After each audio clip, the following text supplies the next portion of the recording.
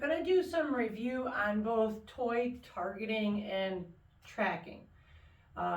So targeting is going to refer to the dog's ability to look ahead, especially if a toy is a stationary target, and to learn to leave the ground, to leap in order to grab the toy.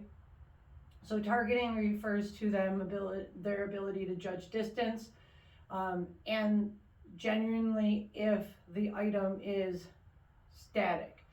Tracking the toy is going to refer to the dog's ability to understand the direction of travel that a toy is going in. So if you throw a toy, if I throw a frisbee or I throw a toy and it is sailing through the air, it's the dog's ability to understand that even if the dog runs ahead of the toy or the toy is thrown out in front of the dog, that the dog can visually rely on the fact that that toy is going to be at a certain height and a certain distance so that they can leap and grab it. So in toy tracking, there is motion to the toy, and in targeting, the toy is stationary. Now, of course, these two skills come together so that the dog can learn to both track and target. So even when things are thrown, while the toy is in the air and the dog is following it, that is the tracking phase of it. And then when they leap and they grab onto it, that is the targeting phase of that. These skills, for some dogs, are very natural. Some dogs are very good at tracking and very good at targeting. Other dogs, these have to become learned behaviors. And the few things that are important before you start the work, let me just grab another toy.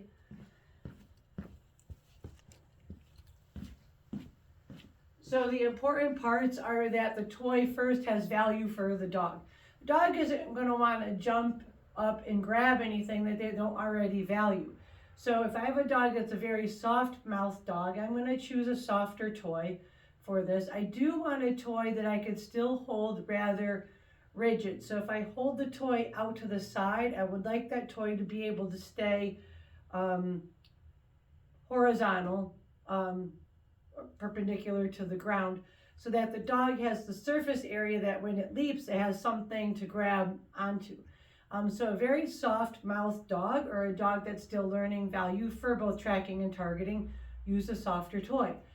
For a dog that is targeting well, you can go ahead and use a little bit of a stiffer toy. So this is one of those Nerf bumpers that was an official toy for dock diving for a few years. It's now being replaced by kind of a toy that resembles like a fire hose type material.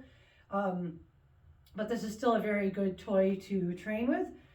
It's more rigid, so it does hold its shape really, really well so that the dog can grab it. Now, dogs can learn to track and target a variety of toys. Bumpers, balls, these type of toys. Like I said, the soft furry toy is good for introducing dogs to it. Over time, you want a toy that's going to be able to travel through the air at a greater distance. So this one's not going to fly very far. This one's got more mass to it, so it's going to go farther. Frisbees are excellent for teaching the dog to track and target the toy. So I'm going to put up a bunch of videos that helps you develop the skills. Like I said, some dogs are going to be very, very naturally gifted in this department, and other dogs are going to have to acquire the skills. The biggest piece of advice as you're working through this is if your dog doesn't track or doesn't target well, do not mark them with negatives like oops or no or anything. Any effort to capture the toy has to get praised by you, and you have to act super, super impressed. Even the uncoordinated, sloppy first tries, they are tries. The dog is trying to figure that out. So I'm going to start some work with a video on a soft toy, and I'm going to use Navy for that. So I'm going to stop the tape because she is soft-mouthed, and a lot of people do have dogs with softer mouths that aren't naturally genetically gifted for toy tracking and targeting. So I'm going to grab her and then we'll play.